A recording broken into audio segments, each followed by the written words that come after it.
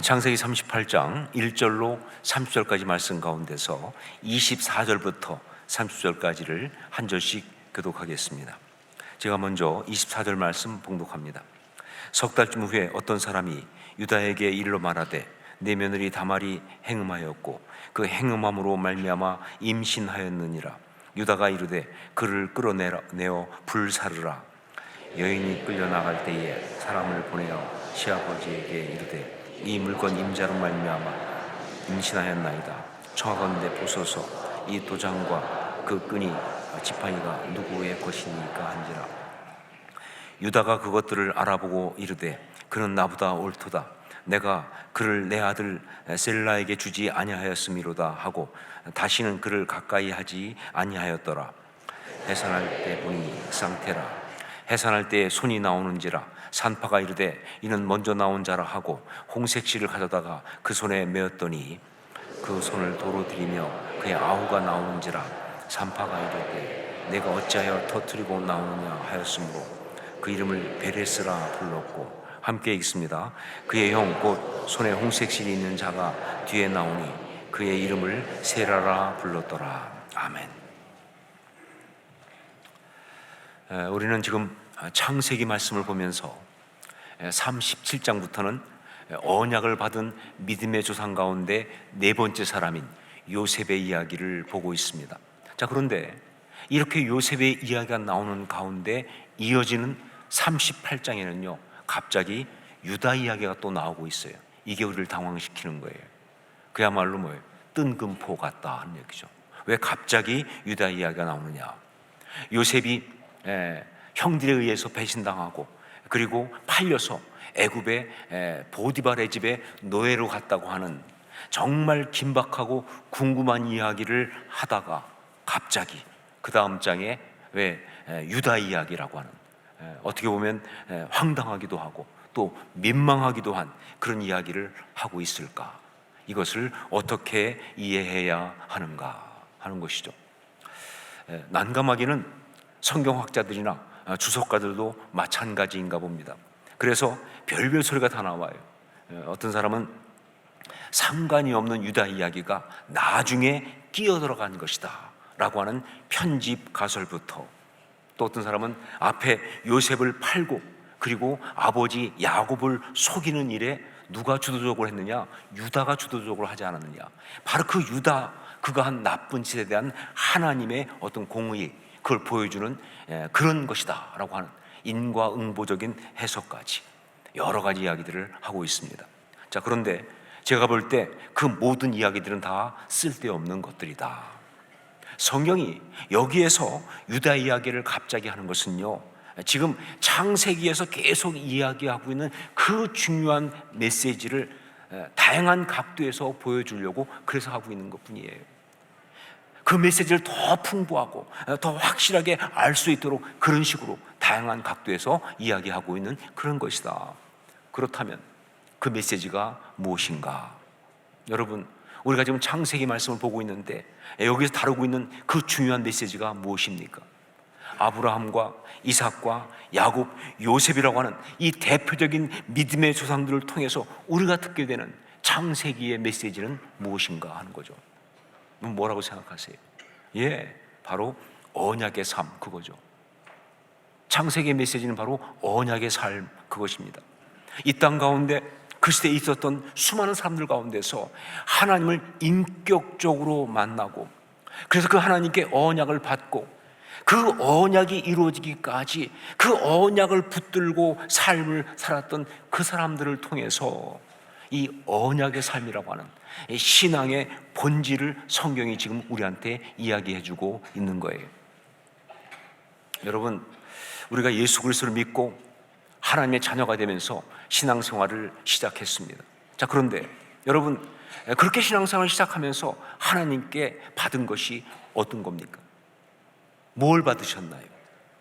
그렇게 신앙생활을 시작하면서 뭐 어떤 보증금이나 혹은 포상금이나 혹은 증명서나 뭐 자격증 이런 거 받았습니까?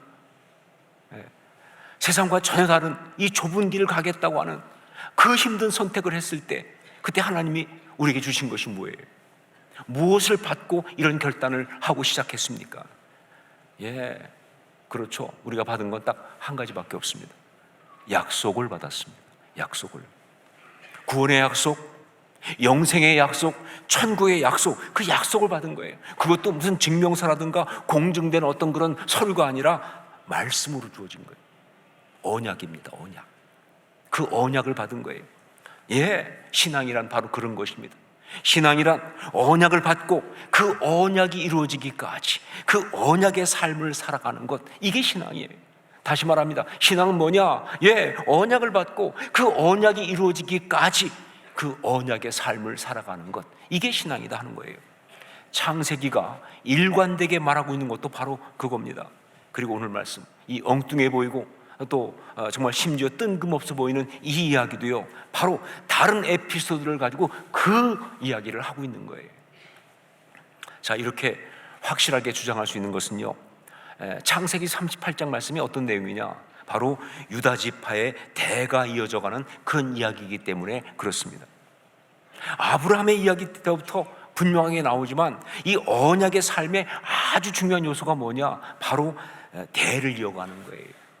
이거는 뭐 혈통을 이어간다 이런 개념이 아니고요, 바로 뭐예요? 언약을 받고 그걸 그 다음 세대에게 넘겨주는 이 일이 언약의 삶에 정말 중요한 그런 것이다, 그런 이야기죠. 더군다나 여기 유다의 대를 이어가는 이것은요, 아브라함에게 약속하신 그 너는 복이 될지라, 우리한테 익숙한 건 뭐예요? 복의 근원이죠, 그렇죠? 그 복의 근원이 결국 궁극적으로 누굴 말합니까? 복의 근원 강림하사 메시아 아닙니까? 예수 그리스도 아니에요. 그런데 여러분, 그 메시아가, 예수 그리스도가 어느 지파에서 나오셨나요? 유다 지파 아닙니까? 그러다 보니까 이건 직접적으로 언약의 성취와 연결되어 있는 바로 그런 이야기죠. 자, 그런데 오늘 말씀 보니까 유다 지파의 대가 끊어질 위기가 왔다 하는 것입니다. 이건 언약의 위기예요. 언약이 성취되는 것에 대한 심각한 위협이고 장애가 지금 일어나는 것입니다. 자, 그런 어려움을 언약의 삶을 살아가는 사람, 즉 신앙의 사람들이 어떻게 이겼느냐, 바로 그 이야기를 창세기 38장이 아주 독특한 관점과 그리고 아주 신선한 소재를 가지고 그렇게 실감나게 보여주고 있는 것입니다. 자, 그것을 이제 함께 보려고 하는 것이죠. 자, 이것을 위해서 우리가 먼저 볼 것, 여러분, 이 창세기 38장 이야기의 주인공이 누굽니까? 누구라고 생각하세요? 창세기 38장 이 이야기의 주인공이 누굽니까? 유다인가요? 유다는 사실 한 게 없습니다. 만약 이 창세기 38장 이 이야기의 주인공을 유다로 우리가 생각한다면요, 그 유다에게서 받을 수 있는 메시지는 결국 한 가지밖에 없죠. 뭐예요? 창녀를 조심해라. 이거밖에 뭐 없어요. 유다는 대를 이어가는 그 치열한 사명을 감당하는 데 대해서 한 게 없어요. 자, 주인공이 누굽니까? 그렇다면 다말이죠. 다말입니다. 어떤 면에서 볼 때는 정말 기구하기도 하고 또 황당할 만큼 발칙하기도 한 그런 여인이지만, 여러분, 마태복음에 나오는 예수 그리스도의 족보에 나오는 5명의 여인 가운데 가장 첫 번째 누가 나옵니까? 다말이 나온다니까요. 가장 첫 번째 나오는 그런 여인인 것처럼 이 다말은 언약의 성취에 있어서 정말 중요한 역할을 한 그런 사람이에요. 그 사람이 이 38장의 주인공이죠. 자, 그러니까 결국 오늘 말씀은 뭐냐? 다말 신앙 이야기입니다. 다말 신앙. 다말 신앙? 그런 게 있느냐? 없습니다. 왜냐하면 제가 만든 거니까요. 신학적으로 나오는 게 아니에요. 자, 그렇지만 언약의 삶을 살아가는 신앙인의 모습 가운데 우리에게 있어야 하는 아주 중요한 그 모습을 다말이 삶으로 보여준 것이기 때문에, 그래서 다말 신앙이다라고 그렇게 명명할 수가 있는 거예요. 자, 그러면 그 다말 신앙, 그것은 무엇인가? 이것을 알기 위해서 먼저 보아야 될 것은 다말이라고 하는 그 이름의 뜻입니다. 다말, 그 뜻이 뭡니까? 다말은요, 바로 종려나무란 뜻이에요. 종려나무. 자, 그런데 성경에서 이 종려나무가 굉장히 의미심장합니다. 왜냐하면요, 정말 열매를 아주 많이 맺는 나무로 유명하기 때문에. 열매를 굉장히 많이 맺는 나무로 유명하다. 어떤 열매냐면 우리가 대추야자라고 알고 있는, 영어로는 데이츠죠. 그 아주 달고 귀한 열매를 풍성하게 그렇게 맺는 그 나무가 바로 다마르, 성경식 표현으로 다말입니다. 지금 그림에 나와 있는 저거는요, 그건 일부밖에 안 보여준 것도 훨씬 더 많이 맺습니다. 제가 성주순례 가서 제일 놀래고 심지어 감동한 것이 바로 저 종려나무예요. 정말 그 땅은요, 굉장히 척박한 땅입니다. 광야예요, 사막이에요. 물이 없어요. 그래서 나무가 자라는 것 자체가 힘들 정도로 그런 곳인데, 거기에 나무가 자랄 뿐만 아니라 저렇게 엄청난 열매를 맺으니까, 그래서 정말 놀라울 정도가 아니라 감동스러울 정도의, 그게 바로 다말이에요. 그러다 보니까 이스라엘에서는요, 여자 이름으로 가장 선호하는 이름이 다말입니다. 많이 써요, 다말이라는 이름. 왜냐하면 다산을 의미하니까 그렇겠죠. 결국 뭐예요? 다말 신앙, 이건 뭐냐? 열매를 많이 맺는 생명력의 신앙이다. 다말 신앙은 바로 생명력의 신앙이다. 그냥 자기 혼자 화려하게 피었다가 지는 그런 꽃이 아니에요. 아무리 아름답고 화려해도요, 꽃은 허무하지 않습니까? 자기 혼자 그냥 화려하게 폈다고 사라지는 그런 꽃이 아니라, 그 척박한 땅에서 엄청나게 뜨겁고 메마른 역경을 견디면서 상상할 수 없이 많은 열매를 맺고야만은 바로 생명력의 신앙, 그게 바로 다말 신앙이다. 여러분, 신앙은 그래야 신앙입니다. 신앙은 생명력이에요. 신앙은 열매를 맺어야 신앙입니다. 아무리 대단하게 멋있어도요, 열매가 없으면 그 신앙 아니죠. 그래서 다말 신앙은 진짜 신앙이다 하는 거예요. 진짜 신앙이다. 그러면 구체적으로 다말 신앙은 어떤 신앙이냐? 우선 첫째로 포기하지 않는 신앙입니다. 포기하지 않는 신앙. 오늘 말씀에 나오는 다말을 보면서 우리가 먼저 봐야 되는, 아니 볼 수밖에 없는 아주 뚜렷한 특징이 바로 뭐냐? 포기하지 않는 모습, 그겁니다. 포기하지 않는 모습. 자, 보세요. 유다에게 아들이 셋이 있었습니다. 엘과 오난과 셀라라고 하는 세 아들이에요. 봐서 아들이 셋쯤 있고 나면요, 대를 이어가는데 아무 걱정이 없어 보이죠, 그렇죠? 1번 실패하면 2번 가고, 2번 실패하면 3번 가면 되니까 당연히 대를 이을 수 있을 거라고 생각하는데, 이게 문제가 생긴 겁니다. 이 세 아들 중에서 첫 번째 아들 엘의 부인이 누구냐? 다말이에요. 자, 그런데 엘이 여호와께서 보시기에 악함으로 여호와께서 그를 죽이셨다 그랬어요. 이것도 상당히 좀 의아하죠, 그렇죠? 하나님이 죽이시다? 이건 뭘 말하는 거냐? 인간이 어떻게 할 수 없는 그런 것으로 엘이 죽었다는 뜻입니다. 그게 하나님이 죽이셨다는 그런 표현의 의미죠. 자, 그런데 문제는 뭐냐? 엘이 자녀를 남기지 않고 죽었다는 거예요. 즉 대가 끊어지게 되었다는 거예요. 자, 그러니까 성경 시대에는 바로 그런 경우를 대비해서 만든 제도가 있습니다. 그게 바로 형사 취수 제도입니다. 즉 형이 죽으면 동생이 그 형수를 취해서 자녀를 낳게 하는, 그러면 그 나온 자녀 중에 아들은 형의 아들이 되는 거예요. 이게 바로 형사 취수 제도입니다. 자, 그것에 의해서 둘째인 오난이 이제 형수인 다말에게 들어갑니다. 동침을 하게 되는데, 그런데 오난이 이걸 거부해요. 그래서 동침은 하지만 성경 표현대로 땅에다가 설정을 했다 그랬어요. 임신을 안 시키는 거예요. 왜 그랬느냐? 아이가 태어나도 자기 아이가 아니니까, 죽은 형의 아이니까 아주 지독히 이기적이죠. 내 아이도 아닌데 뭘, 거기에다가 그의 삶에 주어진 그 중요한 사명을 거부하는 거예요. 대를 이어가야 한다는 그 언약의 삶의 중요한 사명을 거부한 거예요. 그러다 보니까 오난 역시 엘처럼 여호와께서 보시기에 악함으로 여호와께서 그를 죽이셨습니다. 자, 여기서 우리가 알 수 있는 것, 그렇죠, 엘도 그렇고 오난도 그렇고 그들이 죽을 수밖에 없었던 그 악함이 바로 뭐였느냐? 무엇보다 대를 이어가는 그 언약의 삶을 거부한 것이다. 이게 악하다는 거예요.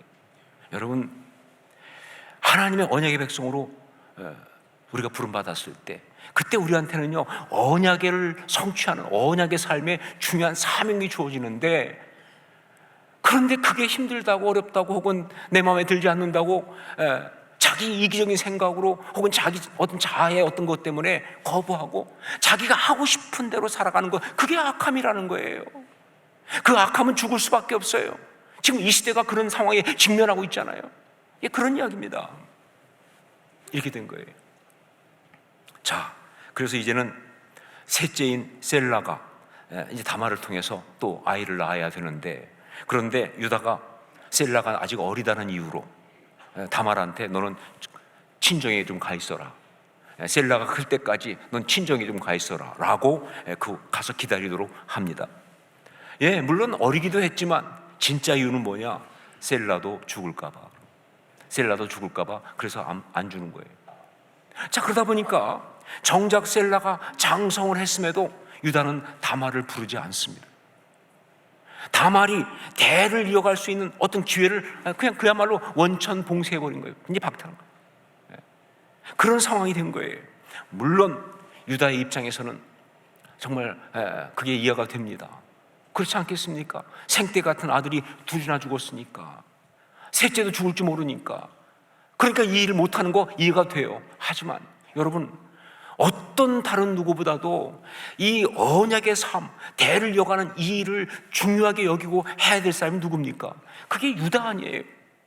근데 유다는 그걸 갖다가 포기했다는 거예요. 아들을 잃었다고 하는 어려움 때문에, 아들이 둘이 죽었다는 그 어떤 어려움 때문에 그 대를 이어가는 이야기를 포기해버린 거예요. 이게 안타까움이죠. 자, 그런데 여기에서 포기하지 않고 있는 사람이 있었습니다. 누구예요? 다말이죠.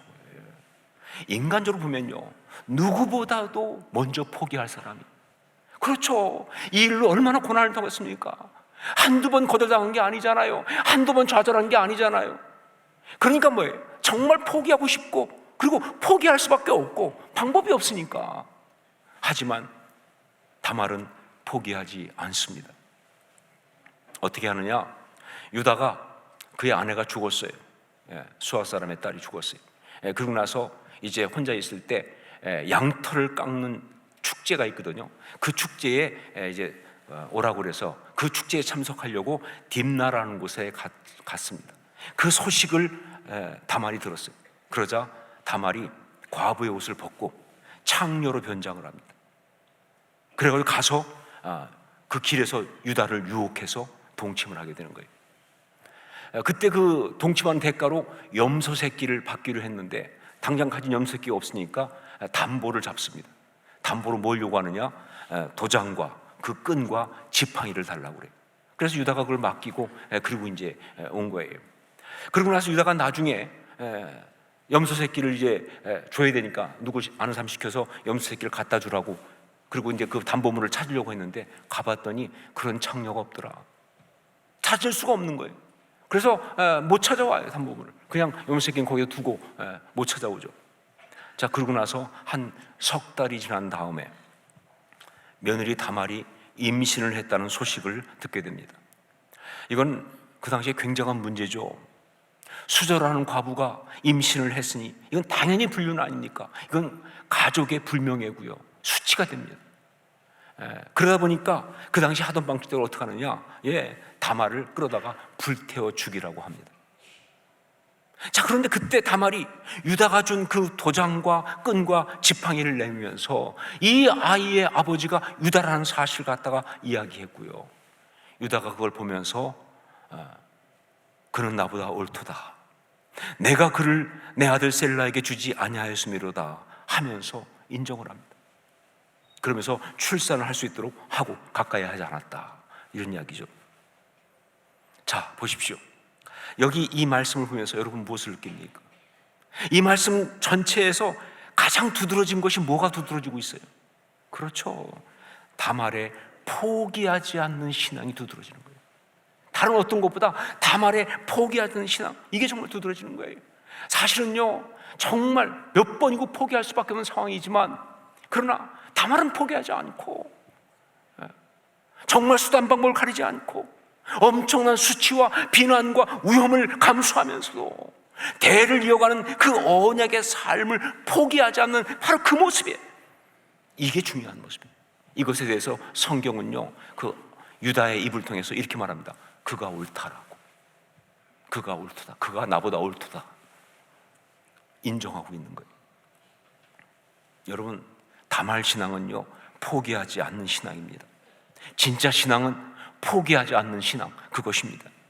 그게 기도든, 그게 예배든, 그게 사역이든, 아니 삶을 살아가는 생존이든, 하나님이 주신 그 언약을 이루기 위한 그 사명이라고 한다면, 언약이 이루어질 때까지 포기하지 않는 것, 이게 바로 진짜 믿음이에요. 이게 바로 십자가 신앙인 것입니다. 우리에게 주어지지 않은 신앙적 권리가 있다면 포기라는 권리입니다. 포기는 우리의 권리가 아니에요. 포기하지 않는 신앙, 이것이 바로 진짜 신앙이다. 두 번째, 또 하나는 뭐냐? 돌파하는 신앙입니다. 돌파하는 신앙. 자, 다말이 그렇게 임신을 하고 아이를 낳게 되는데 쌍둥이였습니다. 자, 그런데 출산하는 과정에서 한 아이 손이 먼저 나온 거예요. 그러다 보니까 산파가 그 아이가 장자라는 의미로 손에다가 홍색지를 묶었습니다. 그랬는데 그 손이 다시 쑥 들어갔어요.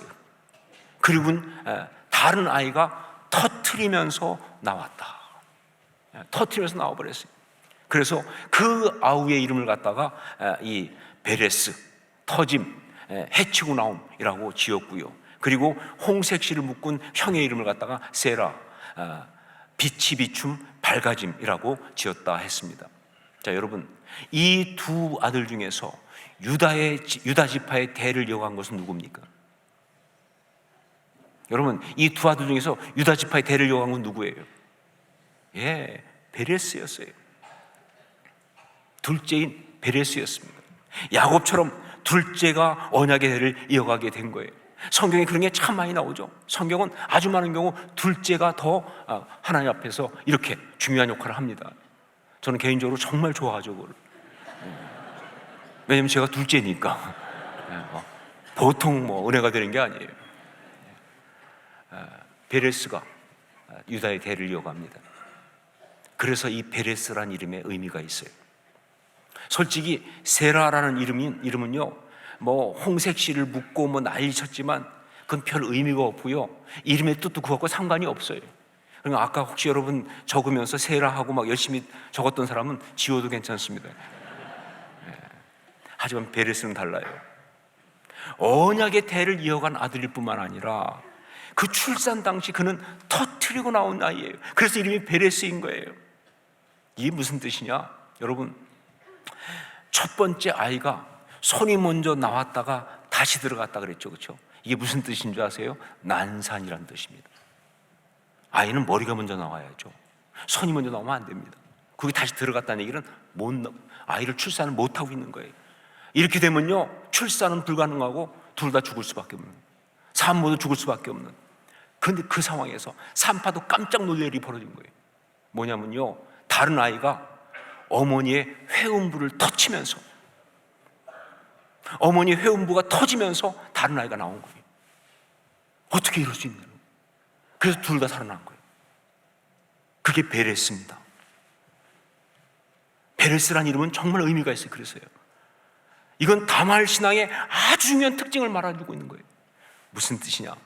바로 돌파하는 신앙이라는 거죠. 장애가 있고 어려움이 있고 정말 힘들고 불가능해 보이고 좌절할 수밖에 없는 상황이지만 그걸 돌파하는 베레스, 그걸 찍고 나오는 거예요. 돌파하는 어떤 그런 신앙의 이야기, 이걸 갖다가 성경은 베레스를 통해서 강조하고 있다 하는 거죠. 여러분, 참 신앙은 돌파하는 신앙입니다. 특히 언약을 받고 그 언약을 붙들고 살아가는 신앙은요, 그 앞을 가로막는 모든 장애를 돌파하고 나아가는 바로 그런 신앙입니다. 여러분, 우리가 신앙생활을 하면서 어떤 내용이든지 참 축복과 은혜를 받을 때가 있습니다. 그런데 여러분, 그 모든 신앙의 축복, 그 은혜는요, 그건 사실은 언약을 받고 그 언약이 성취되는 그런 일을 통해서 받은 은혜고 축복인 거예요. 그게 가정이든 그게 사업이든 그게 학업이든 그게 직장이든 그게 사역이든 무엇이든지 말이죠. 이게 정말 신앙 가운데 내게 주어진 축복과 은혜가 되려면요, 이건 반드시 뭐예요? 언약으로 주어지고 그리고 그 언약이 성취되는 과정을 통해서 그게 축복이 돼야 돼요. 아니면 그 축복 아닙니다. 그냥 아무 상관없이 갑자기 돈이 뚝 떨어졌다, 축복 아니에요. 그래서 로또는 축복이 아니잖아요, 그렇죠? 언약이 아니니까. 가정도 마찬가지예요. 언약을 받지 않고는 가정이 축복이 될 수가 없죠. 학업도 마찬가지고 직장도 마찬가지고 관계도 마찬가지고 모든 게 다 그래요. 언약을 받고 그 언약이 성취되는 그 역사가 있어야만이 그게 진짜 축복이 되는 거예요. 자, 그런데 여러분 아시는 것처럼 언약이 성취되는 과정에 장애와 난관이 없는 경우는 한 번도 없다는 거예요. 그냥 순조롭게 되는 것 없다는 거예요. 그럴 수가 없어요. 모든 게 그렇습니다. 언약은 다 그래요. 심지어 내 속으로 난 내 자식도요, 그냥 순조롭게 키울 수 없어요. 그게 언약으로 받은 자녀라고 한다면요, 흘릴 만큼 눈물 다 흘려야 하고요, 썩을 만큼 속 다 썩어야 합니다. 그런 거 안 하고 그냥 공짜로 그냥 하겠다, 그건 날강도 심리죠, 그렇죠? 그건 축복이 될 수가 없어요. 땀도 안 흘리고 그냥 내가 그냥 그거 그냥 얻겠다, 그게 뭐예요? 불안당 아닌가요? 땀 안 입을 자, 땀 한 자, 불안당 아니에요, 그렇죠? 아니요, 썩을 만큼 지불할 만큼 고통을 가지고 기도하고 엎드려서 부르짖을 만큼 부르짖어야 그 언약이 성취되면서 축복이 되는 겁니다. 이게 분명한 이야기예요. 그렇기 때문에 정말 그 언약의 삶을 사는 그 신앙은 어떤 신앙이냐? 장애와 난관을 돌파하는 신앙이에요. 그게 필요한 거예요. 그게 아니면 절대로 그 일은 이루어지지 않기 때문에 이게 바로 언약의 삶을 살아가는 참 신앙의 모습이 된다는 것이죠. 다말 신앙은 베레스 신앙입니다. 다말이 믿음의 대를 이어가는 그 언약의 성취를 이루는 과정에서 베레스, 터뜨리고 해치고 나오는 돌파하는 역사가 있었으니까 말이죠. 그 신앙이 베레스 신앙.